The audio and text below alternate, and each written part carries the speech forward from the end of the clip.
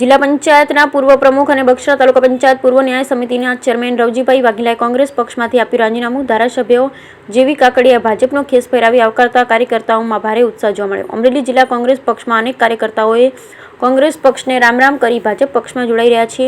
ત્યારે થોડા દિવસ પહેલા બગસરા શહેર કોંગ્રેસ પ્રમુખ ચિરાગ પરમાર સહિત કોંગ્રેસના કાર્યકરો કોંગ્રેસ પક્ષમાંથી રાજીનામું આપી ભાજપમાં જોડાયા છે।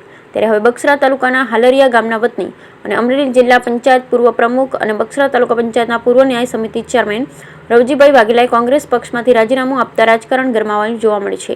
ત્યારે રવજીભાઈ વાઘેલા ભાજપમાં જોડાતા ધારાસભ્ય જેવી કાકડિયાએ ભાજપનો ખેસ પહેરાવી આવકારતા કાર્યકર્તાઓમાં ભારે ઉત્સાહ જોવા મળ્યો। ધારીક બગસરાના ધારાસભ્ય જેવી કાકડિયાએ બગસરા તાલુકા ભાજપ પ્રમુખ પ્રદીપભાઈ ભાખર ચિરાગભાઈ પરમારના અર્થાંત પ્રયત્નોથી અને કોંગ્રેસના કાર્યકરોએ ભાજપમાં જોડાયા છે। ત્યારે ફરી કોંગ્રેસ પક્ષમાંથી અમરેલી જિલ્લા પંચાયત પ્રમુખ રહી ચૂકેલ રવજીભાઈ વાઘેલાએ વિધિવત ભાજપમાં જોડાતા ધારાસભ્ય જેવી કાકડિયા ખેસ પહેરાવી ભારતીય જનતા પાર્ટીમાં આપકાર્યા। Bureau report Ashok Manvar, Amreli. આજે હું